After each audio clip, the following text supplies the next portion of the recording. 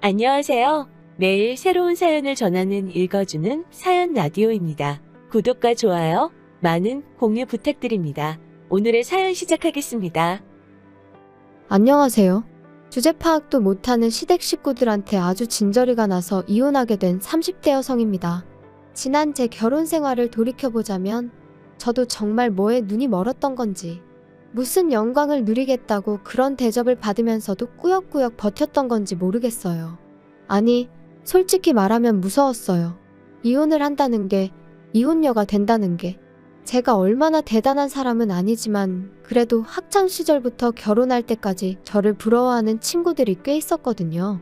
그래서 제가 어디 가서 제 입으로 말은 안 했지만 그래도 나 정도면 괜찮은 인생이라고 생각했던 게 사실이에요. 이렇게 적고 나니까 스스로가 훨씬 한심하게 느껴져서 헛웃음이 다 나오네요. 남편하고는 미국에서 만났습니다.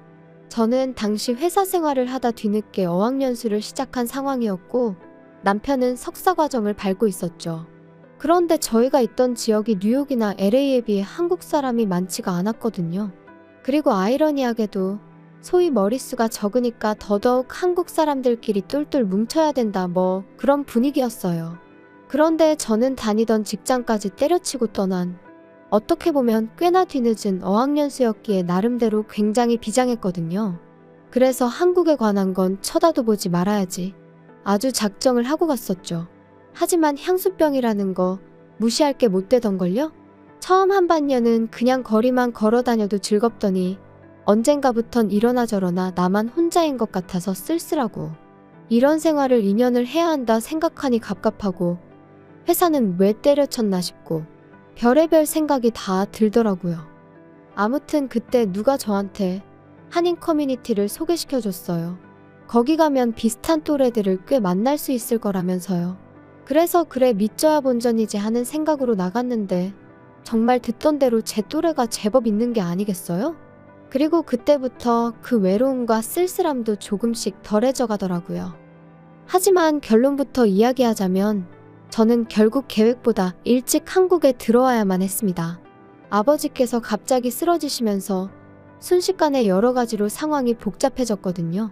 어머니는 아버지가 당장 돌아가시는 것도 아닌데 유난 떨지 말라고 신경 쓰지 말고 계획대로 하라셨지만 그렇게 10개월의 짧은 어학연수를 마치고 한국에 들어와 그래도 다행히 저는 예전보다 나은 조건의 직장에 들어갔어요. 아버지도 금세 건강을 되찾으셔서 예전만큼은 아니었지만 그래도 일상생활이 가능하신 수준으로 회복되셨고요. 그래서 이후로 미국 생활에 대한 짧은 추억은 가슴 한켠에 묻어두고 다시 하루하루 일상을 보내기 시작했지요. 그런데 그렇게 귀국한 지 어느덧 2년이 지났을 무렵 이메일 한 통을 받았는데 바로 남편이었습니다. 한국에 돌아오게 됐는데 가면 만나주겠냐대요? 그때만 하더라도 저는 좀 의외다 싶었지만 한편으론 그래도 나를 기억해준다는 사실이 반갑더라고요. 그래서 그러자 한번 보자 했지요. 그리고 몇 번의 이메일을 주고받은 뒤 마침내 광화문에 있는 한 카페에서 만남을 가졌는데 남편이 저한테 호감이 있어서 언제 한번 데이트 신청을 하려고 했는데 어느 날 갑자기 제가 사라져버렸다고 깜짝 놀랐다는 거예요. 그러더니 이렇게 다시 만나게 돼서 너무 기쁘다며 앞으로도 자주 보자고 그러더군요. 그땐 몰랐죠. 그런 대화를 계기로 저희가 부부의 영까지 맺게 될 줄은. 사귄 지 4년 만에 결혼 이야기가 오가기 시작했어요. 둘 다 적은 나이가 아니었지만 남편이 한국에 돌아와서 자리를 잡는데 꽤 오랜 시간이 걸렸거든요. 남편은 계속해서 금융권에 문을 두드렸지만 기회가 쉽게 주어지지 않았습니다. 그리고 남편은 그런 상황을 좀처럼 받아들이지 못하는 눈치였어요. 제가 자격증이라던가 뭔가 좀 공부를 더 해보는 게 어떻겠냐고 조언도 했지만 들으려고 하지 않았고요. 그러다 결국 3년 만에 제가 지인에게 부탁하여 모 어학원에서 강사로서 일하게 되었죠. 그런데 당혹스럽게도 남편은 생각보다 꽤나 만족하는 눈치였습니다. 그리고 시댁에 인사를 드리러 갔던 날 또 한 번 저는 황당함을 금치 못했는데 그건 바로 어머님이 보여주신 태도 때문이었어요. 어머님께선 저희 친정부모님이 무슨 일을 하시는지 궁금해하셨고 저는 사실 그대로 말씀드렸습니다. 두 분이서 작은 철물점을 하고 계시다고요. 그랬더니 어머님 하시는 말씀이 요새도 그런 걸로 밥 벌어먹고 사는 게 가능하냐시대요. 어이가 없었죠. 하지만 처음 뵙는 자리에서 제가 기분 나쁜 티를 내기도 그렇고 뭘 구구절절 설명하기도 그렇고 그래서 그냥 두 분 노후 준비는 되어 계시다는 정도로 적당히 대답했어요. 그런데 어머님은 제 대답은 듣지도 않으시고 이 집안 그러니까 시댁 말이에요. 레벨이 다르답니다. 교육자 집안이라고요? 그런데 알고 보니까 아버님은 학교 행정실에서 근무하셨는데 당시 불리시던 호칭이 행정실 선생님이었기에 선생님이다. 그러니까 교육자다 이거였고 어머님은 젊은 시절에 방문교사를 하셨었다대요. 여기서 잠깐 제가 직업에도 급이 있다 그런 얘기를 하는 건 절대 아닙니다. 다만 어머님이 너무 스스로를 시댁 식구들을 과대평가하고 있었다는 걸 말씀드리는 거예요. 게다가 남편에게는 위로 4살 많은 신우가 있었는데 제가 시집 올 때부터 남편과 이혼할 때까지 딱 2번, 그것도 3개월도 안 되는 기간 동안 과외를 했던 게 전부였거든요. 그런데도 어머님은 항상 신우를 전문 과외 선생님이라며 소개하셨으니 제가 다 민망하고 당혹스럽더라니까요. 기왕 신우 이야기가 나오기도 했고 따지고 보면 제가 남편과 이혼을 하게 된 것도 신우 때문이기도 하니 신우에 관해서 이야기를 해볼까요? 일단 어머님은 신우에 대한 자부심이 장난이 아니셨어요. 사실상 12년의 미국 유학 생활의 결과물로 가져온 건 미국 시골 주립대 졸업장이 전부였는데 그래도 어디 가시면 꼭 무려 미국에서 12년이나 공부를 했다면서 엄청난 엘리트처럼 표현하시더라고요. 게다가 신우가 유학하며 쓴 돈이 경기도 아파트 한 채 값은 된다며 은근슬쩍 당신의 재력을 뽐내길 좋아하셨는데 정작 저희가 결혼할 땐 한 푼도 보태주지 않으셨습니다. 그래도 저 단 한 번도 서운하다 어떻다 말하지도 않았고 그런 생각도 없었어요. 애시당초 바라지도 않았으니까요. 아무튼 잠깐 다른 데로 이야기가 샜는데 저희 신우 말이죠. 아무리 어머님이 밖에서 이런저런 미사여구를 덧붙여 자랑을 하고 다니셨어도 현실은 나이 38살에 계속 부모님한테 손 벌려 용돈 타쓰는 한마디로 그냥 백조였어요. 그런데도 어머님은 여자가 이 정도 스펙이면 고스펙이라면서 의사 변호사 같은 사자 사위를 보고 싶어 하시대요? 게다가 그런 와중에 남자 집안에 재산도 좀 있으면서 여자 쪽 재산은 개의치 않았으면 하셨고요. 하지만 여기까지도 까놓고 엄마가 자기 딸을 그렇게 생각하겠다는데 조건 좋은 사위를 보고 싶다는데 그걸 누가 뭐라고 하나요? 그런데 문제는 어머님이 그렇게 딸인 신우를 올려치는 동시에 며느리인 저는 끌어내리기 바쁘셨다는 거죠. 니네 부모는 젊어서 돈 벌어 너 안 가르치고 뭐 했다니? 요즘 같은 세상에 정말 이해가 안 돼. 그게 무슨 말씀이세요? 저도 배울 만큼 배웠는데 저 잘하는 동안 교육적인 면에서 부모님이 부족하게 해주신 거 없으세요? 으이구 너 바보니? 암만 좋은 대학이어도 한국에서 나온 거는 아무짝에도 쓸모가 없어. 미국이나 일본 같은 나라에서 대학을 나와야 사람들이 알아주지. 적어도 네 신우 정도는 돼야 어디 가서 배웠다 소리를 할 수 있는 거야. 어머님 어디 가서 그런 소리 마세요. 사람들이 무식하다고 욕해요. 무식하다니 그게 무슨 소리야? 내가 뭐 틀린 말 했니? 너 봐라. 어디 가서 미국에서 공부했다고 하면 벌써 사람들이 보는 눈빛이 달라져. 아니 그렇게 대단하면 어째서 아직까지 직장을 못 구한대요? 모르는 소리 하네. 못 구하는 게 아니라 지금 제 수준에 맞는 데가 없으니 안 가고 있는 거지. 그리고 잘난 남자들은 일하는 여자 안 좋아해. 그러면 어머님 아들은 못난 남자라서 저를 좋아하는 걸까요? 우리 아들은 미국물을 먹어서 마인드가 달라. 어머님과의 대화는 늘 이런 식이었고 이러니 말 그대로 무슨 소통이 가능했겠어요. 그래서 언젠가부턴 막말로 어머님이 뭐라고 떠드시건 간에 그냥 적당히 내내 어머님 말씀이 맞아요 하고는 한 귀로 듣고 다른 한 귀로 흘려버리는 시기였지요. 하지만 급기야 신우까지 나서서 저를 깔보기 시작할 땐 정말 시쳇말로 계급장 떼고 한판 붙었으면 싶더라고요. 올케, 매일 직장 나가는 거 안 피곤해? 정말 너무 지겨울 것 같아. 남들도 다 이렇게 사는데요. 뭐 적응하면 괜찮아요. 아니 그렇게 해서 한 달에 한 1,000만 원씩 벌어? 1,000만 원이요? 농담하시는 거죠? 농담 아닌데? 아, 올케는 한국에서 대학을 나왔으니까 좀 다르려나? 신우의 꼴같자는 대학 부심은 이후로도 하루가 멀다 하고 튀어나오기 일쑤였고 결국 참다 못한 저는 친한 친구에게 하소연을 하고 말았습니다. 그랬더니 한참을 심각하게 듣던 친구가 그 신우랑 자기 오빠랑 소개팅을 시켜줄까 그러대요. 참고로 친구 오빠는 얼마 전에 개원한 피부과 의사였거든요. 하지만 제가 됐다 했습니다. 솔직히 말해서 괜히 신우 골탕 먹인다고 그런 일을 벌이는 건 친구 오빠에게도 못할 짓이다 싶었고, 막말로 그러다 둘이 눈이라도 맞으면 그것도 골치가 아프겠다 싶었으니 말이죠. 하지만 친구가 절대로 그럴 리가 없다면서 한번 자리를 만들어 보라고 성하더라고요. 자기가 오빠한테도 잘 설명하겠다면서. 그래서 며칠 고민하다가 에라 모르겠다 싶어서 신우에게 미끼를 던졌습니다. 친한 친구의 오빠인데 이번에 피부과 개원했다. 결혼 상대를 찾고 있는 것 같은데 누구를 소개해줘야 할지 모르겠다. 그러니까 아니나 다를까 어머님도 신우도 눈빛이 달라지더니 저더러 한심하게 왜 멀리서 찾냐. 신우 자리로 딱이다. 그래서 제가 신우더러 근데 그 오빠가 좀 조신한 여자를 좋아하는 것 같다 한마디 해줬거든요. 그랬더니 자기가 뭐가 어때서 남자 비위 맞춰주게 생겼냐고 저한테 한마디 쏘아붙이는데 진짜 저 근거 없는 자신감은 어디서 나오는 건지 짜증이 나대요. 아무튼 그렇게 두 사람이 만났는데 뭐 당연히 신우는 보기 좋게 차여서 집에 왔고 듣자 하니 아주 대성통곡을 했던 모양이에요.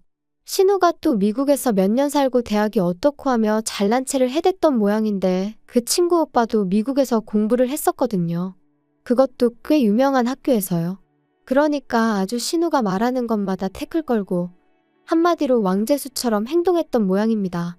제 생각보다도 훨씬 못된 소리도 많이 한 것 같아서 솔직히 신우한테 조금 미안한 마음까지 생길 정도였다니까요. 그래도 다행이라고 해야 할지 그 소개팅 이후로 신우는 한동안 풀이 죽어 있었고 덕분에 말도 행동도 전과 달리 좀 조심스러워진 듯 했어요.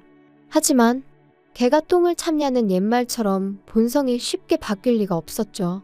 신우의 소개팅이 있고 2달쯤 지났을 무렵 어머님의 생신을 축하하기 위해 온 식구가 모였습니다. 그리고 이런저런 이야기가 오가던 와중에 남편이 뜬금없이 제 사촌오빠 이야기를 꺼내더군요. 남편이랑 사촌오빠가 이따금씩 주식 이야기로 연락을 주고받는 건 알고 있었는데 시댁 식구들 앞에서 이야기를 꺼낼 줄은 몰랐기에 좀 놀랐죠.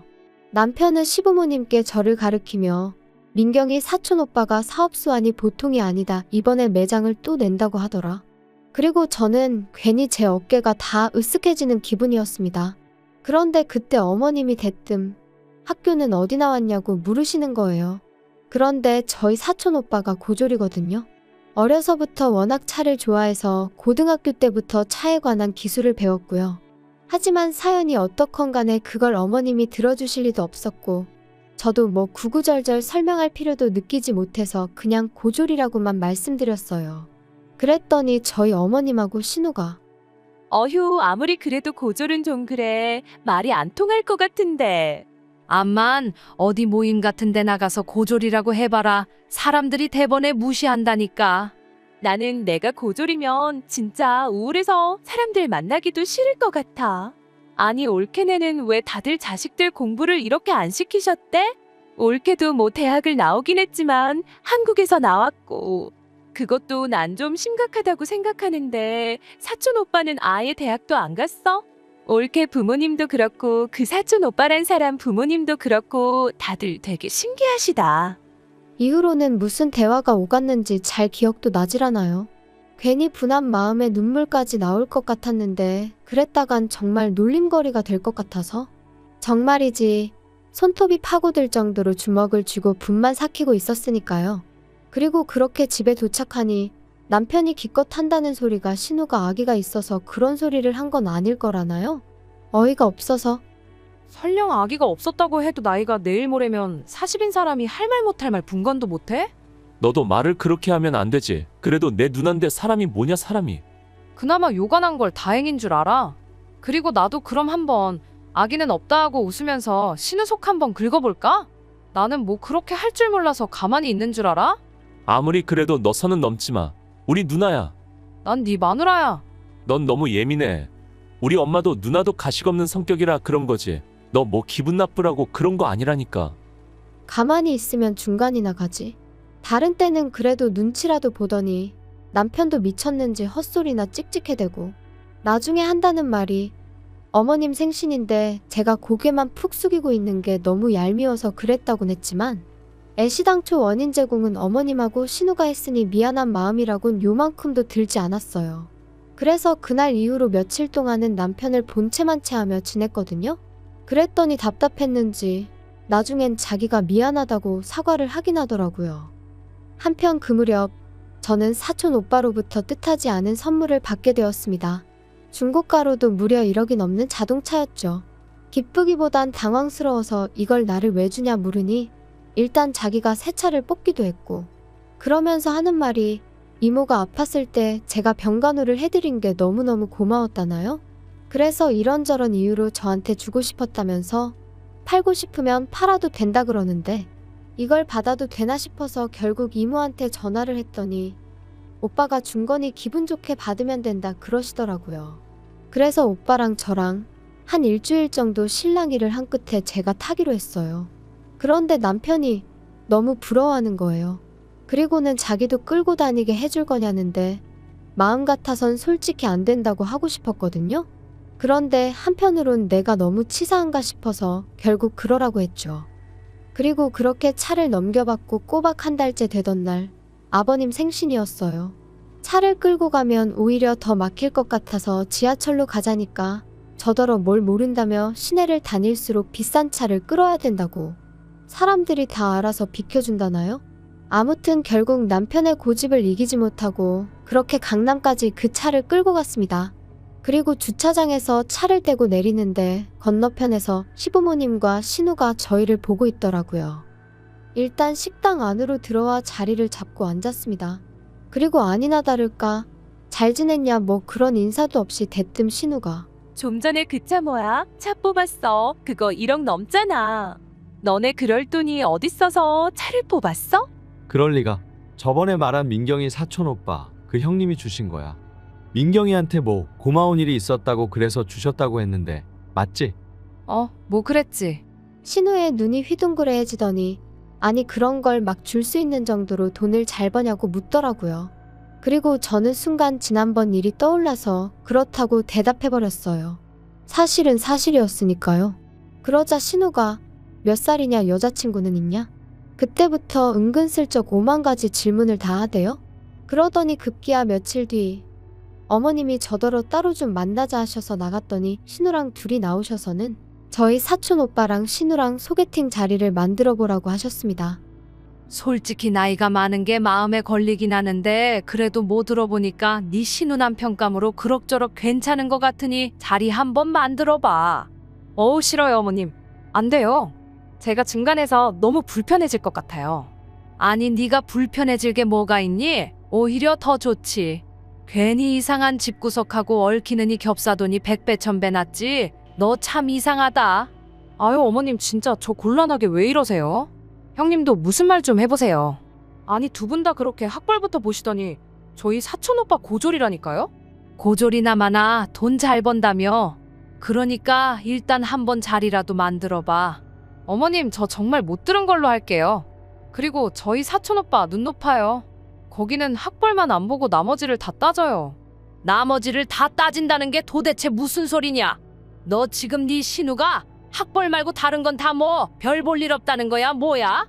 제가 그런 걸 제 입으로 말씀드리기는 어렵고요. 차라리 결혼정보회사라던가 그런 데를 가보시면 어때요? 아무튼 사촌 오빠하고 자리를 만든다던가 그런 일은 못해요. 아셨죠? 그리고 저는 제가 그 정도로 거절을 했으면 어머님도 신우도 솔직히 자존심이 상해서라도 더는 말을 꺼내지 않을 줄 알았습니다. 하지만 웬걸요. 급기야 어머님께서 다름 아닌 제 친정어머니한테 연락을 드렸더군요. 그리고는 이모님 연락처를 물어보시면서 저를 며느리로 들인 후 학벌 좀 차이 나도 사는 데는 별 문제 없다는 걸 알게 되었다는 식으로 말씀을 하셨다나요? 그런데 저희 어머니 순간 우라가 치미셨던 모양입니다. 그도 그럴 것이 저도 어디다 말할 데가 마땅치 않으니 어머님이나 신우가 학벌 가지고 기분 나쁜 소리를 해댈 때마다 친정어머니한테 흉을 봤었거든요. 그리고 친정어머니 입장에선 당신 딴에는 충분히 가르칠 만큼 가르쳤다 생각한 딸이 툭하면 시어머니한테 신우한테 싫은 소리를 듣는다니 얼마나 마음이 상하셨겠어요. 그런데 어머님이 기어이 또 끝까지 학벌을 물고 늘어지듯 말씀을 하셨다니 아무튼 저희 어머니께서 그럼 일단 그쪽 따님 조건 좀 들어보자고. 몇 살이냐, 회사는 어디 다니냐, 돈은 얼마나 버냐. 학벌 빼고 다 물어보셨던 모양이에요. 그리고 당연히 저희 어머님은 뭐 하나 제대로 대답을 하실 수가 없으셨으니 나중에는 약이 오르셨는지 젊은 남녀가 연애하는데 그딴 게 뭐가 중요하냐고 막 소리를 지르시더랍니다. 그런데 저희 어머니께서 그걸 아시는 분이 내 딸한테 그따위로 행동을 하셨냐고 또 받아치시고 그렇게 두 분이 수화기 너머로 대판 싸우셨더라고요. 그리고 그날 밤 남편이 저더러 장모님한테 말씀드려서 먼저 사과하시게 하라 했습니다. 어머님께선 싸우려고 건 전화가 아니셨는데 저희 어머니가 너무 예민하게 반응을 하셔서 상황이 이렇게 된 거니까 전적으로 저희 어머니 책임이라면서 말이에요. 하지만 제 생각은 달랐습니다. 막무가내로 사돈한테 전화해서는 끝까지 학벌을 운운하신 어머님이 이상하신 거다. 그리고 당신은 걸핏하면 의도가 어쩌고 하는데 오해받을 소리를 골라서 하는 것도 대단한 재주라고 비꼬아 버렸네요. 그랬더니 남편이 저더러 심보가 고약하다면서 혹시 자기 누나한테 자격지심 같은 거 있냐 그러는데 어이가 없어서 저도 더는 못 참겠다 싶어서 내가 미쳤냐고, 그 나이 먹고 부모 등골이나 빨아먹는 네 누나가 내가 뭐가 아쉬워서 자격지심을 갖겠냐 했습니다. 오히려 어머님이랑 신우가 다른 사람들한테 자격지심이 있으니까 맨날 학벌 타령이나 하는 거 아니냐고요. 그리고 까놓고 말해서 뭐 얼마나 대단한 학벌이라고 유세냐고 꼴 같지도 않다고 해버렸네요. 그리고 그렇게 한바탕의 막말이 오간 뒤 저희 사이는 급격히 멀어지기 시작했습니다. 솔직히 말하자면 제가 먼저 남편한테 오만정이 떨어져서 그날 이후로는 남편하고 말 한마디 섞기도 싫고 숨소리도 듣기 싫어졌지요. 그래서 조금씩 제 나름대로 거리를 두기 시작했고 남편도 나름 심경에 변화가 있었는지 지난해 여름 자기 짐 챙겨서 본가로 갔어요. 그리고 이후로 3개월의 별거 생활 끝에 저희는 누가 먼저랄 것 없이 이혼하기로 합의를 받고 그렇게 작년 겨울 남남이 되었습니다. 곰곰이 생각해보면 남편하고 저 둘만의 생활은 그렇게 큰 문제가 있던 건 아니었어요. 남편이나 저나 학벌은 큰 관심사가 아니었고 그다지 신경 쓰이는 일이 아니었죠. 솔직히 만약에 제가 학벌에 연연하는 사람이었다면, 아니 능력에 연연하는 사람이었다면 애시당초 남편하고 연애부터 그렇게 오래 하지도 않았을 거예요. 그런데 결혼을 하고 시댁이 얽히니 결국 끝이 이렇게 되어버렸네요. 뭐 다른 분들은 아주 속이 다 후련하다 하시던데 솔직히 저는 후련하기도 하면서 동시에 뭔가 허무하기도 하고 그렇습니다. 아무튼 어머님도 신우도 자기들 때문에 멀쩡한 동생 부부가 이혼남 이혼녀 딱지를 달게 되었다는 것 정도는 지금쯤은 깨달았으려나요? 아마도 그저 제 희망사항이겠지요. 긴 이야기 들어주셔서 감사합니다. 오늘의 사연은 여기까지입니다. 구독과 좋아요, 알람 설정해주시면 앞으로 더 좋은 사연으로 찾아오겠습니다. 감사합니다. 안녕하세요. 매일 새로운 사연을 전하는 읽어주는 사연 라디오입니다. 구독과 좋아요, 많은 공유 부탁드립니다. 오늘의 사연 시작하겠습니다. 안녕하세요. 딸아이 하나를 둔 30대 여성입니다. 남편과는 이혼 소송 중인데 이제 거의 다 끝나가요. 그리고 다행히 좋은 결과가 나올 것 같아서 드디어 이렇게 제 이야기를 한번 해볼까 합니다. 그런데 막상 얘기를 하려니까 어디서부터 어떻게 이야기를 하는 게 좋을지 조금은 난감하기도 하네요. 남편하고는 집안어른의 소개로 만났습니다. 가까운 집안어른은 아니셨는데 지금으로부터 몇 년 전 사촌언니가 결혼하던 날 부모님하고 같이 하객으로 참석한 적이 있어요. 그리고 그때 한동안 안부조차 모르고 지냈던 먼 친척 어른들 몇 분을 뵙게 되었죠. 그리고 그중 한 분이 저더러 참하게 생겼다며 몇 번이나 저를 칭찬하셨고 제가 어린 나이도 아니었는데 맛있는 거라도 사 먹으라며 제 손에 5만 원짜리 한 장을 쥐어주시더라고요. 제가 당황해서 괜찮다며 거절하려고 했는데 어른이 예뻐서 주는 용돈이니 받으라셨고 마침 또 결혼식장이다 보니 다들 분위기가 좋았거든요. 그래서 얼떨결에 그렇게 5만 원을 받고 인사를 드리고 그랬어요. 그런데 그 일이 있고 며칠 뒤 그 어른께서 저희 아버지한테 전화를 하셔서는 제가 시집은 갔는지 만나는 남자는 있는지 그런 것들을 물어보시더랍니다. 그리고는 당신이 건너 아는 집에 아주 괜찮은 청년이 있다면서 저랑 한번 만나게 해주고 싶다 그러셨다는 거예요. 그리고 저는 당연히 싫다고 했어요. 솔직히 말하자면 거짓말 좀 보태서 불편해서 싫다고 아주 진저리를 쳤었죠. 원래도 자연스러운 만남을 추구하는 저였는데 잘 알지도 못하는 집안어른이 주선하는 자리라니 상상만 해도 불편해서 속이 다 울렁거렸다니까요. 하지만 부모님께선 듣자 하니 이미 어른께서 그쪽 집안에다가 말도 해놓으신 것 같고 그래서 제가 안 나가면 그 어른 체면이 말이 아니게 생겼답니다. 그러면서 그냥 집안어른 부탁이니 눈 딱 감고 나갔다 오라고 그리고 혹시 아냐 정말 괜찮은 사람이 나올지 하셨는데 솔직히 그런 말은 귀에 들어오지도 않더라고요. 그저 이게 그 5만 원을 받은 대가인가 싶은 게 황당하고 짜증도 나고 정말이지 기대는커녕 만나기도 전에 있는 대로 마음이 상해버렸다니까요. 하지만 약속 날짜가 다가올수록 집안어른이 중간에 계시다 보니 그래도 기왕 나가는 거 잘해서 나가야겠다는 생각이 들대요. 그래서 옷도 신경 써서 갖춰 입고 서둘러서 집을 나섰더니 약속 시간보다 10분 정도 일찍 도착하게 되었죠. 그런데 남편은 벌써 도착해 저를 기다리고 있었습니다. 그게 좀 인상적이었어요. 게다가 준비라도 해온 사람처럼 자기소개를 하는데 긴장한 목소리도 목소리인데 사람이 성실하다는 게 느껴지더라고요. 뿐만 아니라 남편도 저랑 같은 작가의 팬이라는 사실을 알았을 땐 신기하면서 괜히 반갑기까지 한 게 그러니 대화는 또 얼마나 잘 통했겠어요? 시간 가는 줄 모른다는 게 어떤 건지 그때 처음 알았네요. 이후로 저희는 인연을 만났고 11월에 어느 날 남편의 프로포즈로 결혼까지 약속했어요. 그리고 양가의 축복 속에서 부부의 연을 맺게 되었는데 여기까지는 솔직히 별 문제가 없었거든요. 아니, 오히려 무르르듯 자연스럽게 흘러가서 정말 우리가 운명은 운명인가 보다 그런 생각까지 들었죠. 그런데 제가 딸아이를 출산하고 얼마 지나지 않아 생각지도 못한 일로 남편이란 사람에게 크게 실망하고 말았습니다. 산후조리원에서 나온 후 저는 소위 남들이 말하는 독박 육아를 시작했어요.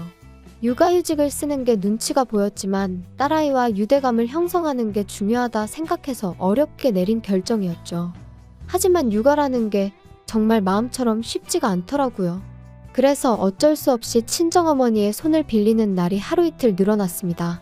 남편이 못마땅해하는 눈치였지만 그때만 하더라도 저는 그저 남편이 저희 친정어머니한테 미안해서 그런다고 생각했어요. 한편으론 시어머니보단 친정어머니의 출입이 잦아지니 그게 불편해서 저러나 싶기도 했고요. 그러다 딸아이가 100일이 좀 지났을 무렵 제가 알아눕게 되었는데 다행히 열이 있거나 한 것은 아니었지만 전에 없이 딸아이 돌보는 게 힘에 부치대요? 그래서 남편에게 이야기를 하니 시터를 부르라는데 솔직히 좋은 시터분들도 많겠지만 워낙 흉흉한 뉴스가 판을 치던 시기였거든요.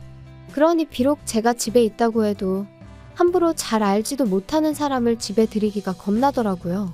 그래서 결국 친정어머니를 오시라고 했어요. 한 2주 정도 저희 집에 계시면서 저 좀 도와달라고요. 참고로 시댁에도 여쭤봤지만 어머님께서는 아주 난색을 표하시며 가면 일당으로 한 20만 원씩은 받아야 한다는 말씀만 하셨습니다. 저희 상황을 뻔히 아시면서 그런 말씀을 하셨다는 건 한마디로 싫다는 말씀이셨죠. 그런데 저희 어머니가 와 계신 지 꼬박 일주일 되던 날이었어요. 현관을 들어서는 남편 표정이 좋지가 않더라고요. 그래서 제가 밖에서 무슨 일이라도 있었어? 표정이 왜 이렇게 안 좋아? 장모님은? 잠깐 뭐 사러 간다고 나가셨는데 왜? 장모님 안 씻으시냐? 진짜 요즘 집에만 들어오면 구역질이 난다. 구역질이 나. 그게 무슨 막말이야? 집에서 무슨 냄새가 난다고 그래? 그리고 냄새가 나도 그게 우리 엄마한테서 난다는 증거 있어? 장모님 오시기 전엔 안 났는데 장모님 오신 이후로 며칠째 내가 속이 미식거린다고. 그러면 100% 장모님 때문이지. 안 그래? 우리 엄마 아침 저녁으로 씻으시거든. 당신보다 더 자주. 알지도 못하면서 생사람 잡고 있어 진짜. 남편과 대화가 끝나기가 무섭게 친정어머니가 들어오셨고 저는 저도 모르게 친정어머니의 표정을 살폈습니다. 다행히 어머니는 아무것도 듣지 못하신 듯 했지만 제 마음은 편치 않았죠. 게다가 남편 말이 신경 쓰여 저도 모르게 코를 킁킁거리며 어머니 냄새를 맡게 됐는데 그런 제 모습을 알아차리자마자 이 상황 자체가 너무 짜증나고 서럽고, 그런데 이내 곧 저녁 식사를 하는 자리에서 남편이 이번엔 아주 노골적으로 인상을 쓰더니 또다시 무슨 냄새 안 나냐고 그러더라고요. 그리고는 저희 어머니더러 장모님 씻으셨어요? 그러는데 정말이지 진짜 밥상이고 뭐고 확 뒤집어 엎어버리고 싶더라니까요. 그리고 어머니는 금세 얼굴이 빨개지셔서는 씻었는데 왜 나한테 무슨 냄새라도 나냐면서 당황스러워 하셨는데 어찌나 분하던지 눈물이 다 날 것 같더라고요. 사실 저희 어머니는 제가 결혼하던 해까지 시장에서 아버지와 함께 튀김 가게를 하셨어요. 아버지의 사업이 망하고 이후로 마지막이란 각오로 주변 분들에게 돈을 빌려 시작하셨던 일이었죠. 돈 빌려준 사람들한테 하루라도 빨리 갚아줘야 된다고, 그러면서도 저한테는 뭐 하나 부족한 거 없이 해주시려고 한 달에 딱 하루만 쉬시면서 그렇게 20년을 장사하셨습니다. 그리고 덕분에 지금은 떵떵거리며 살 정도는 아니어도 어디 가서 아쉬운 소리는 안 하고 사세요. 3층짜리 작은 건물이지만 새들어 장사하던 그 건물도 저희 부모님이 사셨거든요. 하지만 저희 어머니는 그 튀김 가게가 우리를 살렸다 하시면서도 기름 냄새라면 아주 진저리를 치십니다. 그래서 지금도 남들 다 좋아하는 치킨도 안 드세요. 그리고 남편도 이런 사연을 다 알고 있어요. 처음부터 숨길 생각도 없었지만 구구절절 얘기하려고 한 것도 아니었는데 남편이 어찌나 시부모님 고생하신 이야기를 우려먹고 또 우려먹던지, 게다가 솔직히 제가 듣기엔 크게 고생하셨다는 느낌도 없었거든요. 하지만 자식 입장에선 자기 부모가 제일 애틋한 거 아니겠어요? 그래서 그런 남편에게 무안을 주는 대신 저도 저희 부모님 이야기를 했던 것뿐이었어요. 그리고 그때 분명히 이야기했거든요. 그런 이유로 우리 부모님은 두 분 다 냄새난다는 말에는 아주 예민하시다고요. 참고로 단지 튀김 냄새를 질리게 맡아서 그런 건 아니고 한참 장사에 매달리시던 무렵에는 정말 두 분 머리카락 한 올 한 올까지 소위 기름쩐내라고 하죠. 그 쩐내에 쩔어 있었어요. 그리고 두 분도 그 사실을 잘 알고 계셨기 때문에 정말 아침 저녁으로 몸이 벌게지도록 샤워를 하시더라고요. 특히나 어머니는 정말 살갗이 다 일어날 만큼. 그때를 생각하면 지금도 제 마음 한구석이 먹먹해져요. 아무튼 그랬는데 그 쩐내라는 게 쉽게 빠지질 않는 거예요. 그래서 결국엔 그 쩐내 때문에 싫은 소리를 듣게 되는 상황이 종종 있었고, 그러니 다른 사람도 아닌 남편이 저희 어머니한테 냄새로 무안을 주었다는 사실을 저로서는 도무지 받아들일 수가 없었습니다.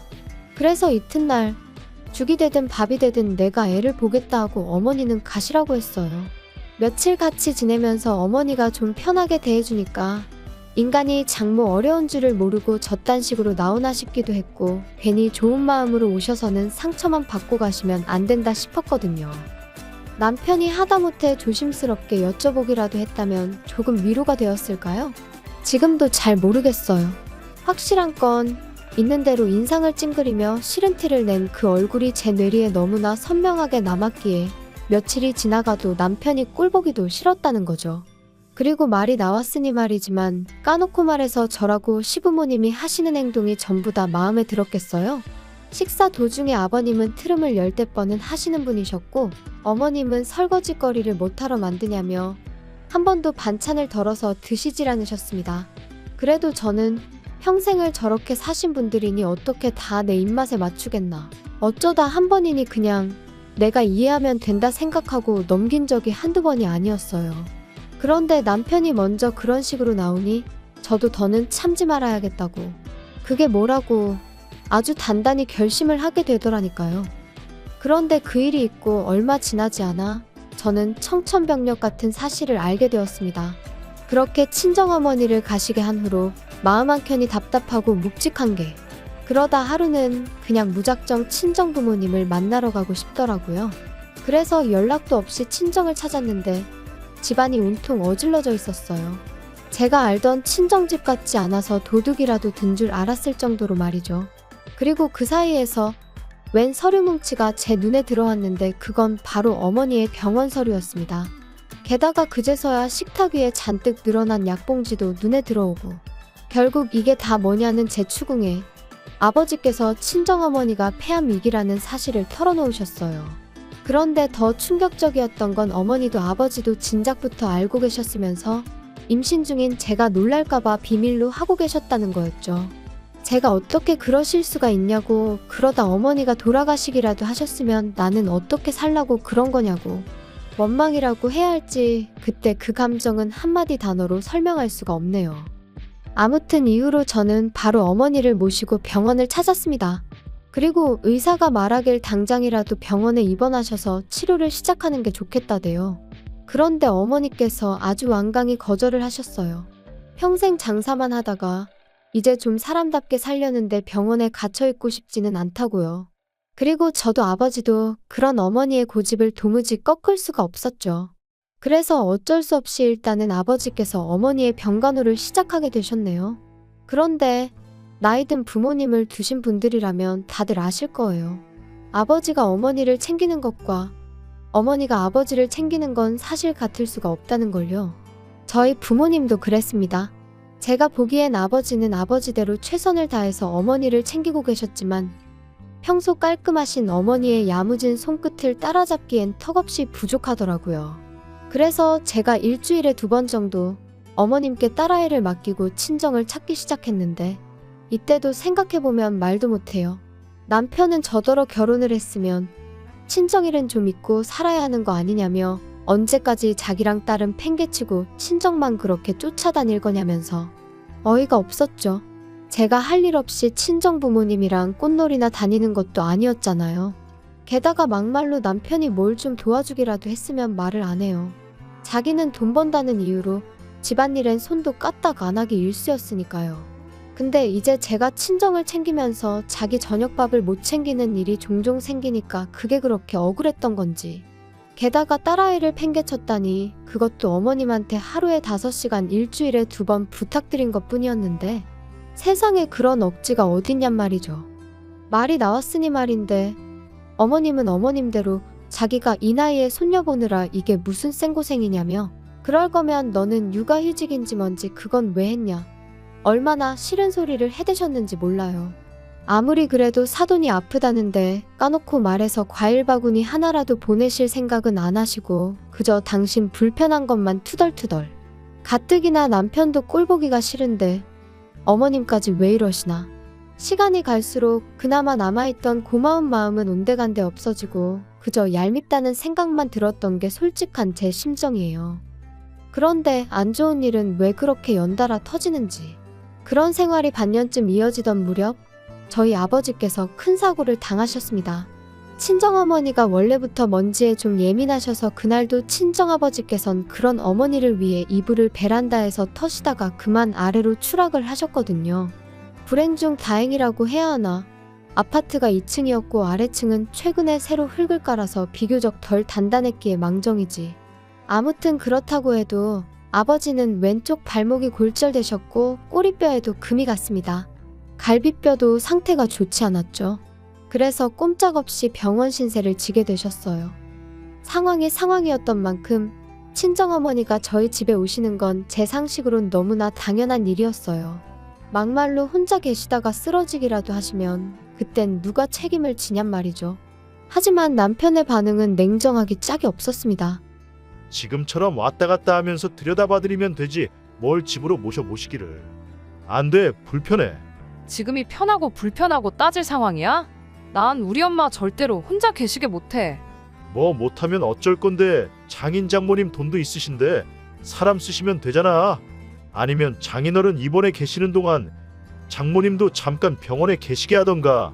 아니 내가 우리 엄마를 평생 모시고 살자는 것도 아니고 아버지 퇴원하실 때까지만 몇 주만 좀 같이 지내자는 건데 그게 그렇게도 안 될 말이야?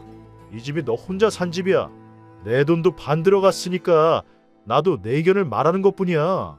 그리고 솔직히 너 지금 육아휴직 중이라 내가 외벌이하는 거나 마찬가지잖아. 그러면 내 입장도 배려를 해줘야지. 거기다 내가 말은 안 하려고 했는데 생각해보니까 장모님 아파서 냄새나시는 거 아니야? 아프시단 핑계로 안 씻고 그러셨던 거 아니냐고. 역시 내 코가 개코라니까. 아무리 생각해도 안 되겠다. 나 장모님 냄새 못 견디겠거든. 생각만 해도 또 울렁거린다. 당신 진짜 말 그따위로밖에 못해. 그럼 뭐 시부모님한테는 꽃향기라도 나는 줄 아나 봐. 그리고 외벌이가 어쩌고 저쩌고. 야, 어디 가서 그런 소리 할 것도 없어. 그 돈 뭐 나 용돈 쓰라고 벌어다 주니? 나 육아휴직 시작하고서 티셔츠 한 장 사 입은 거 없거든? 아이고 대단하십니다. 그럼 네가 매일같이 먹는 밥 반찬 생수는 어디 땅 파서 나왔냐? 남편과 말 같지도 않은 소리를 하며 다투는 제 자신을 보니 말 그대로 현타가 오더라고요. 그리고 이건 아니다. 이렇게 사는 건 아니다라는 생각이 딱 들었죠. 그래서 남편에게 마지막으로 한 번만 더 묻겠다 했습니다. 우리 어머니 모시고 단 몇 달만이라도 살겠냐? 아니면 나랑 지금 이혼하겠냐? 그러니까 남편 하는 말이 이것 봐, 이것 봐. 너 내가 몇 번이나 말했지. 너가 신경 쓸 가정은 나랑 우리 희연이가 있는 여기라고. 근데 지금 뭐 나더러 장모님을 모시던지 아니면 이혼을 하던지 선택을 하라고? 너 제정신이냐? 그래, 당신 말대로 내가 우선순위를 착각하고 있는 건지도 모르지. 하지만 나는 내 부모까지 나 몰라라라는 배우자를 존경하며 평생 한 이불 덮고 살 자신이 없거든.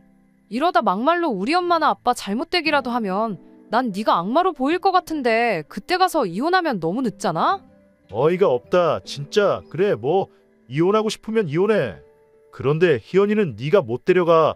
내가 키울 거야. 그거야 법대로 하자고. 장인장모 병간호도 못하게 해서 이혼한다는데 그런 철면피한테 과연 딸을 키우게 해줄지는 모르겠네. 좋은 변호사로 한번 잘 알아봐. 그리고 그날부로 저는 제 짐을 챙겨서 집을 나왔습니다. 술에 진탕 취해 남편이 잠든 사이를 틈타 아이도 데리고 나왔죠. 사실 남편이야 딸아이를 정말이지 눈에 넣어도 아프지 않을 정도로 예뻐한 건 사실이지만 시부모님은 아들이 아니라는 이유로 늘 시큰둥한 반응이셨어요. 그리고 남편은 어쨌든 혼자서는 아이를 돌볼 상황이 못 되었는데 그렇다고 시부모님이 봐주실 리도 없었으니 애를 내놓으라 할 리는 없겠다 싶었거든요. 그리고 이혼을 하겠다고 딱 마음을 먹고 나니 그때부턴 제가 아이한테 하는 행동 하나 말 한마디가 전부 다 양육권 결정에 영향을 끼칠 것 같다는, 제가 법을 알고 그런 건 아니었지만 아무튼 나름대로 만반의 대비를 해야겠다 그런 생각도 들었고요. 그리고 이후로 무려 1년 3개월에 걸쳐 지독한 이혼 소송을 이어갔습니다. 그때 서름과 고됨을 이야기하자면 아마 석 달하고도 열흘을 밤을 새도 부족할 거예요. 하지만 결론부터 이야기하자면 친정아버지는 약간의 후유증이 남긴 했지만 혼자 일상생활이 가능할 만큼 건강을 회복하셨어요. 그리고 더 놀라운 건 바로 저희 친정어머니의 상황이었습니다.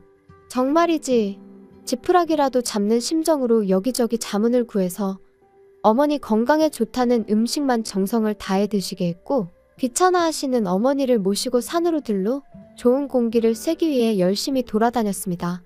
여담이지만 딸아이는 사촌 언니의 도움을 정말 많이 받았어요. 언니도 저랑 비슷한 시기에 아이를 낳았기에 언니가 쌍둥이 키운다 생각하겠다며 힘을 보태주었죠. 피는 물보다 진하다더니 영원한 사랑을 약속한 남편보다도 결국은 피부치인 언니가 100배 1000배는 의지가 되더라니까요. 아, 그리고 언니가 저한테 왜 이렇게 잘해준 거냐 혹시 궁금해하실까봐. 일단 언니가 워낙 좋은 사람인 것도 있지만 언니가 시집갈 때 이모네 사정이 안 좋았거든요. 그러니까 저희 아버지가 언니 결혼 비용을 대주셨어요. 우리도 힘들 때 이모네 도움을 많이 받지 않았냐 하시면서요. 그래서 제 짐작이지만 언니가 선뜻 도와주겠다고 손을 내밀어 준 게 아니었을까. 고마울 뿐이죠. 아무튼 말하다 보니까 또 생각나네요. 정작 저 시집갈 땐 남편이 남자 자존심이 어떻고 해가며 하도 우겨대서 결혼 비용을 기어이 반반 부담을 했어요. 그리고 그땐 그게 나름대로 남자답고 좋아 보이기까지 했거든요. 물론 살아보니까 쓸데없는 똥자존심으로 똘똘 뭉친 인간이었을 뿐이었지만 아무튼 그래도 이렇게 이혼하고 나니까 그때 반반하길 다행이지. 아까워서 혼날 뻔했네. 그런 생각이 다 들대요.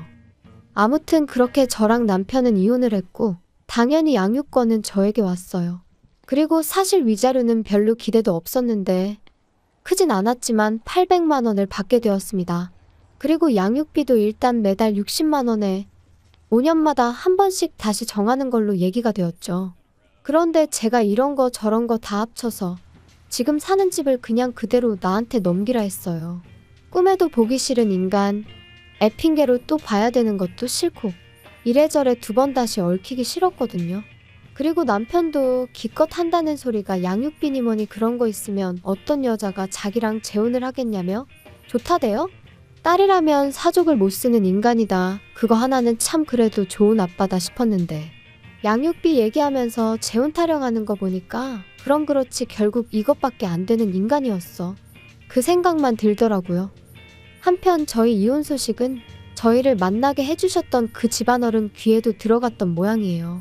그리고 솔직히 사과를 받아야겠다거나 그런 생각은 없었지만 아니나 다를까 감감무 소식? 말 한마디 들려온 게 없습니다. 참고로 저희 결혼할 땐 그래도 저희 두 사람 사이에 다리 놔주셨다고 100만 원 받아가셨는데 말이죠. 솔직히 좀 착잡했는데 이렇게 또 인생을 배운 셈 치려고요. 친정어머니의 암이 완치가 된 것은 아니니 솔직히 지금도 완전히 평화를 찾았다 그렇게 말은 못하겠어요. 하지만 적어도 하나 도움 안 되는 돌멩이 같은 남편을 제 인생에서 걷어내고 나니 속은 후련합니다. 당분간은 친정부모님의 건강과 제 아이의 행복만을 인생의 과제로 삼고 그렇게 살아볼까 해요. 어쩌면 이것이야말로 영원한 사랑은 아닐까요? 들어주셔서 감사합니다.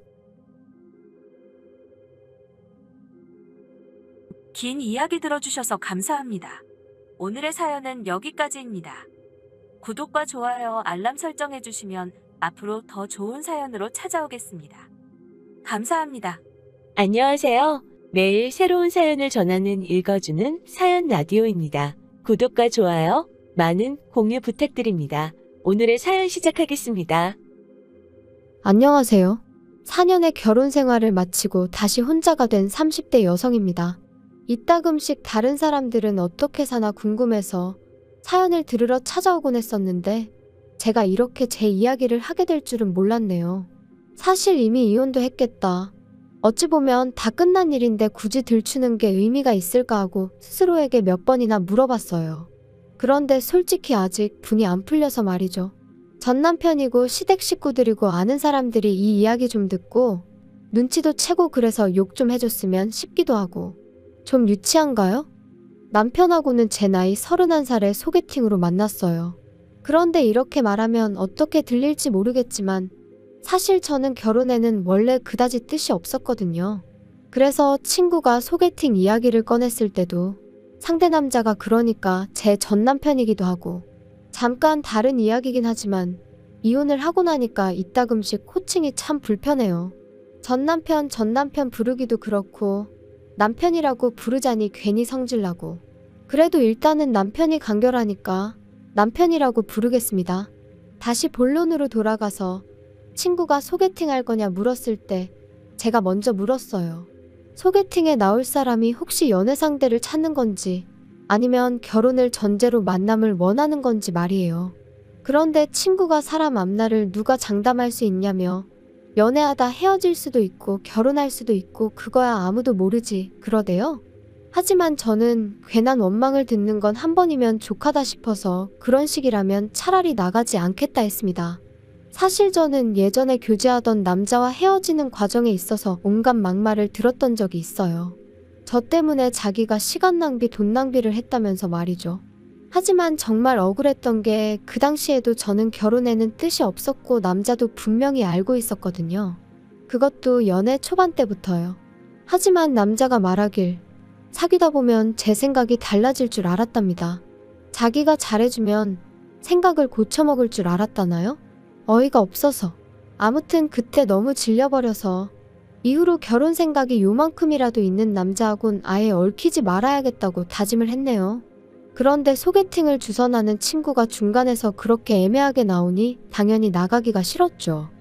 하지만 친구는 이미 제 사진을 상대 남자에게 보여줬고 그쪽에서 저를 너무 만나보고 싶어 한다며 나중엔 거의 사정을 하는데 제 다짐도 다짐이지만 친구를 더는 곤란하게 만들고 싶지가 않았습니다.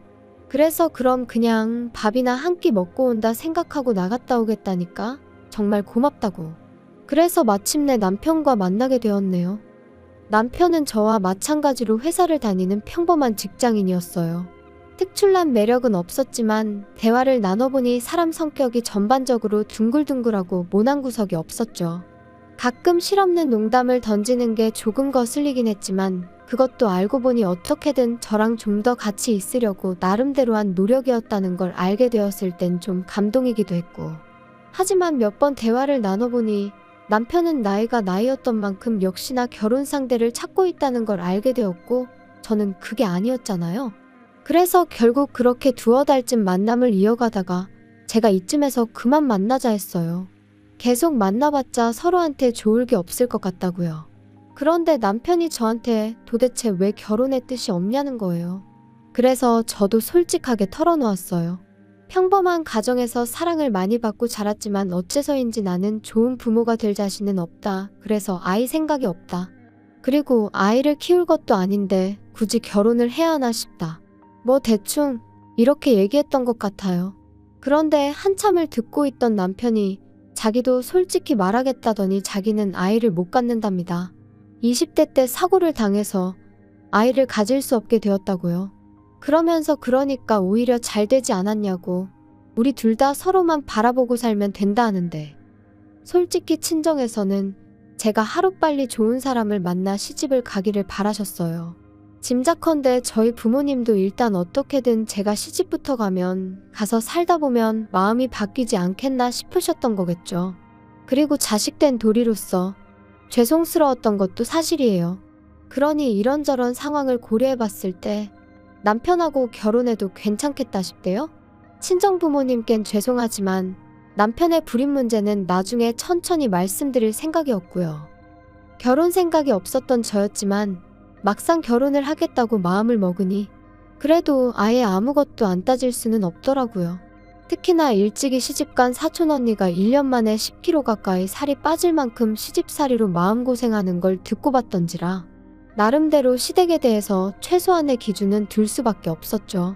그리고 처음에 인사를 드리러 갔던 날 저더러 고맙다며 눈물을 흘리시는 걸 보고는 막연히 마음이 여리신 분들이구나.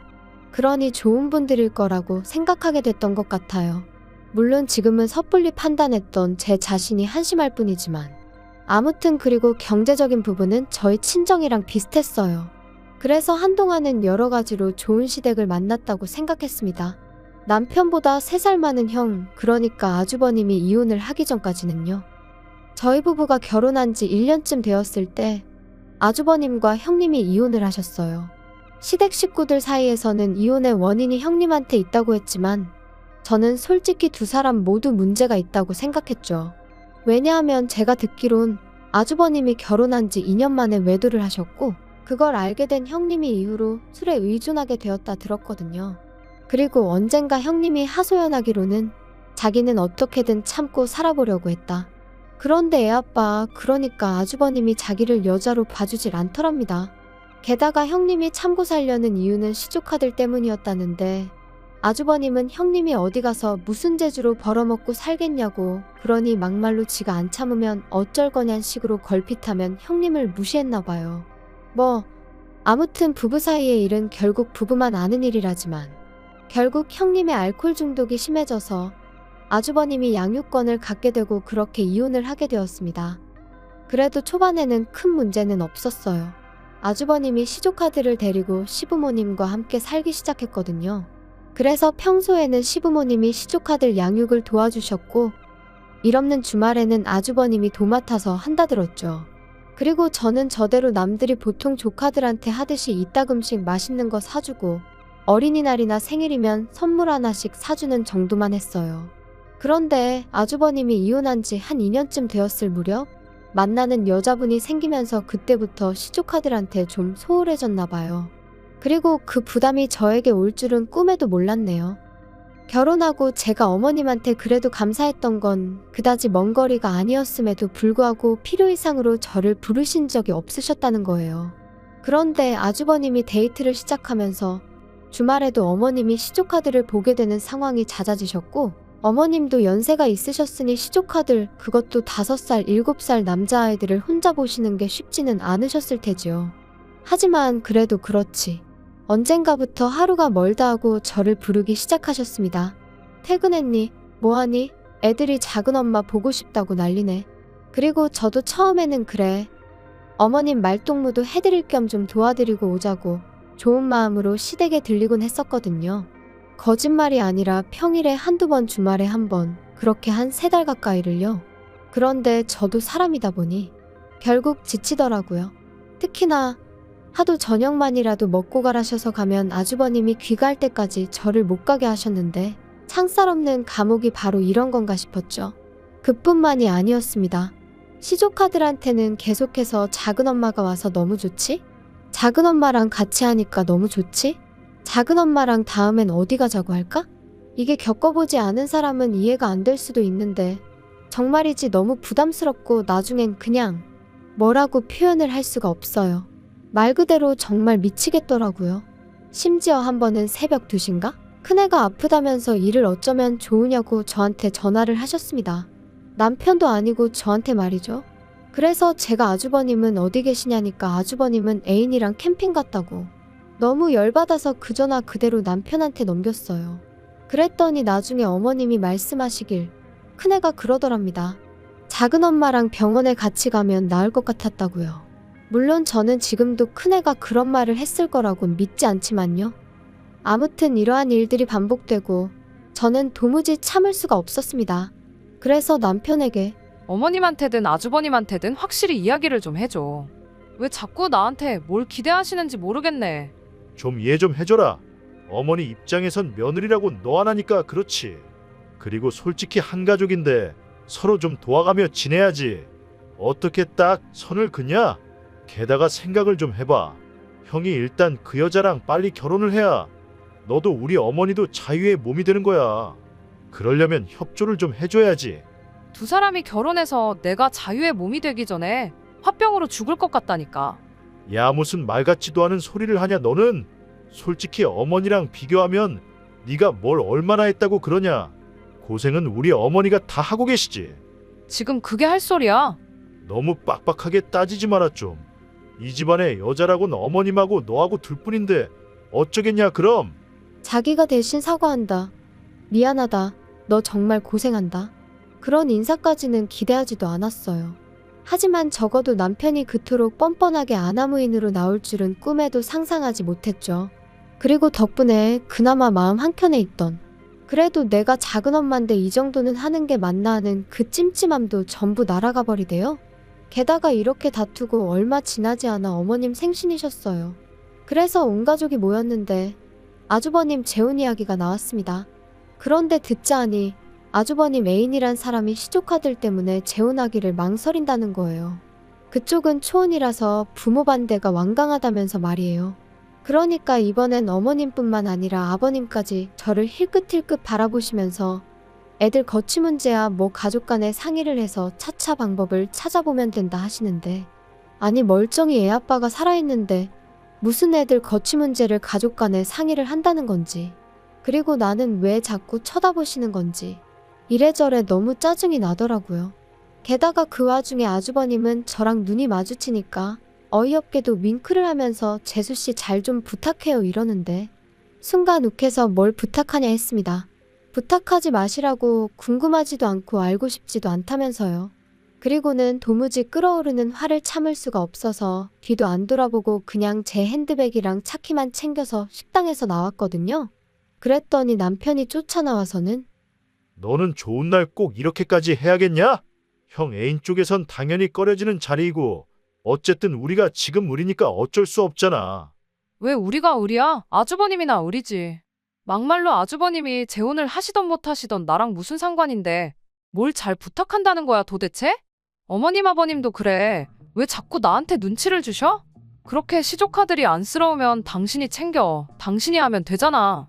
작은엄마보다는 작은아빠가 더 가까운 거 아니야? 핏줄인데? 막말로 어머님이 시조카들 문제로 당신한테 한 번이라도 전화한 적 있으셔? 넌 뭐 그런 걸 지금 따지고 드냐? 진짜 사람 피곤하게 한다. 아무튼 우리 부모님한테 사과드리고 형한테도 미안하다고 해.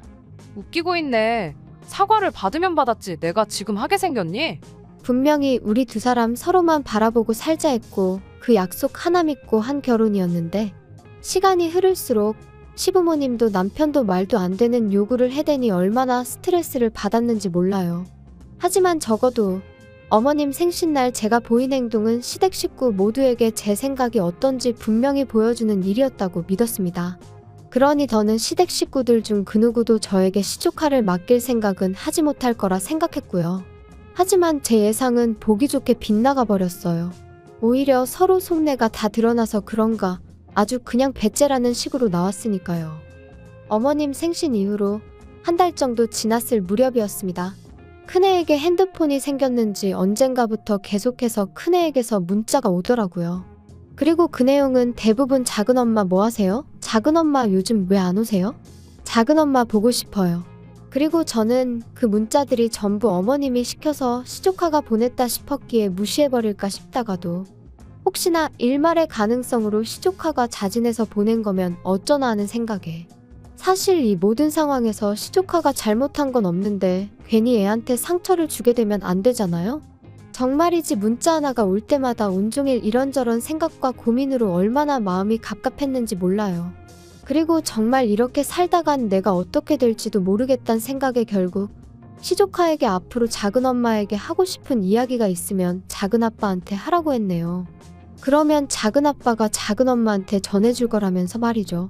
그런데 황당한 건 그 이후로 시조카가 남편에게 문자를 하는 일은 단 한 번도 없었습니다. 이것도 나중에 어머님 말씀으로는 시조카가 단단히 상처를 받아서 안 한 거라는데 그 내막을 솔직히 누가 알겠어요? 제가 그것까지 배려할 수는 없는 노릇이었고요. 그리고 이제 정말 상황이 어느 정도 정리가 되었구나 싶었던 때였습니다. 3달 가까운 시간 동안 어머님은 저에게 오라가라 말씀하지 않으셨으니 저도 어느새 한결 홀가분한 마음으로 일상을 보내고 있었죠. 남편하고의 관계는 예전만 못했지만 적어도 부딪히는 일은 거의 없었고요. 그런데 평소처럼 야근을 하고 집에 도착해 현관을 여는데 저는 순간 제가 남의 집에 잘못 들어온 줄 알았어요. 왜냐면 현관에는 아이들 신발이 놓여 있었고 늦은 시간이었는데도 TV 소리가 흘러나오고 있었으니까요. 하지만 이내 저는 그 아이들이 바로 시조카들이라는 걸 알게 되었습니다. 황당해서 남편에게 이게 다 무슨 일이야? 쟤들이 여기 왜 와 있어? 어머니 허리디스크가 터져서 이제 쟤들 못 보신대. 정말이야? 그럼 일단 병원부터 모시고 가봐야 되는 거 아니야? 아, 뭐 병원은 알아서 가시겠다니까 신경 쓸 거 없고. 걱정이네. 아니 근데 그렇다고 해도 왜 쟤들이 우리 집에 있어? 아직 그 집에 아버님도 계시고 아주버님도 있잖아. 남자 둘이서 쟤들을 무슨 수로 보냐? 아니 아주버님이 애 아빠인데 왜 애들을 못 봐? 그리고 당장 주말 지나면 당신도 나도 출근해야 되는데 우리 집에서 쟤들을 누가 본다고 데려왔냐고. 그래서 말인데 회사에 휴가 좀 내. 누군가 한 명은 쟤들 봐줘야지. 그럼 당신이 내던가. 억지 좀 쓰지 마라. 너가 봐야지 내가 쟤들을 어떻게 보냐. 야, 그리고 왜 작은엄마라고 부르겠냐? 엄마 없으면 대신 엄마 역할을 하라고 작은엄마인 거야. 엄마 소리 듣는 게 뭐 아무런 이유 없이 듣는 건 줄 알았어? 당신 뭐 잘못 먹었어? 아까부터 왜 이렇게 헛소리를 해대? 작은 엄마가 무슨 엄마 소리야, 엄마 소리는? 그리고 내가 언제 작은 엄마 하고 싶댔어? 작은 엄마가 무슨 벼슬도 아니고 웃기지도 않네, 진짜. 하지만 남편은 좀처럼 고집을 꺾지 않았고 정말이지 이런 식으로 나가다간 제가 시조카들을 떠안게 생겼다 싶더라고요. 그래서 저는 이튿날 새벽 남편과 시조카들이 아직 잠에서 깨지 않았을 때 제 짐만 챙겨서 친정으로 향했습니다. 솔직히 집을 나오면서도 내가 뭘 잘못한 것도 아닌데 왜 이렇게 나와야 하나 싶었지만 동시에 어물쩍거리다 시조카들하고 마주치면 또 거기다 뭐라고 설명을 해야 할지도 모르겠고 아이들한테 저희 부부가 큰 소리 내는 걸 보여주고 싶지도 않았고요. 그래서 일단은 집에서 나왔어요. 친정에 도착한 지 1시간쯤 지나니까 남편에게 연락이 왔습니다. 어디냐 묻길래 친정이라고. 시조카들 문제 해결할 때까진 난 친정에서 지낼 테니 그런 줄 알라 했죠. 그랬더니 남편이 한다는 말이 저더러 왜 이렇게 인정머리가 없냐는 거예요. 그리고는 다른 사람들은 생판 모르는 남도 데려다 키우던데 너는 뭐가 문제야? 넌 모성애라는 게 없냐? 네가 그러고도 여자야? 진짜 정 떨어진다. 그걸 지금 말이라고 해. 모성애고 뭐고 내가 애시당초에 낳을 생각 없다고 했던 거 기억 안 나? 근데 이제 와서 나더러 시조카를 키우라고 하면 내가 그래 알겠어 하고 키울 줄 알았던 거야? 그리고 뭐 여자 맞냐고? 아무렴씨 없는 너도 남잔데 내가 여자가 아닐 리가 있어. 너 지금 말 다 했냐? 너 터진 입이라고 아무렇게나 말하는데 입 조심해라. 당신이 먼저 시작했거든? 그리고 나는 그 작은 엄마 소리 더는 듣기도 싫어. 아주 이골이나. 작은 엄마고 뭐고. 나 안 할 테니까 어디 밖에 나가서 하겠다는 여자 있으면 그 여자 시켜. 얼마나 대단한 자리라고 사람을 이렇게 스트레스를 줘 주기를. 저는 제 할 말만 하고 그냥 전화를 끊어버렸어요. 그리고 이후로는 무슨 정신이었는지는 몰라도 남편 말대로 회사에 일단 휴가는 냈습니다. 다만 그리고 나서 유명하다는 이혼 전문 변호사들 몇몇을 만나 상담도 받고 나름대로 전략도 세워보고 누가 그러더라고요. 일단 시어머니 허리가 났을 때까지만이라도 좀 봐줄 수 있었던 거 아니냐고. 근데 그게 그 상황에 처해보지 않은 사람이면 모를 거예요. 시부모님도 아주버님도 그 애인이란 여자한테는 아주 절절매지. 그러니까 그 여자는 자기가 뭐나 되는 거 마냥 저한테 이래라 저래라 해대지. 그런데 정작 애들은 그 여자는 자기들 아빠를 뺏어간 여자라고 생각해서 따를 생각이 없고 말끝마다 작은엄마 작은엄마. 그러니까 그 여자가 아주버님과 결혼을 한다면 영락없이 애들 엄마 노릇은 제 몫이고 그 여자는 형님 놀이나 하게 생겼더라고요. 호랩이 될 뻔한 아주버님을 살려준 구세주놀이는 덤이고요. 그리고 제가 무슨 부귀영화를 누리겠다고 그런 꼴을 보게 될 걸 뻔히 알면서 언제 그런 날이 오려나 하고 기다리고 있을 수는 없었죠. 그래서 결국 남편과 저는 이혼을 했습니다. 남편은 남편 나름대로 제가 자기를 모욕했다며 명예훼손이네 어쩌네 해댔는데 부부싸움하다가 막말 좀 한 걸로 명예훼손이 될 리가 없잖아요.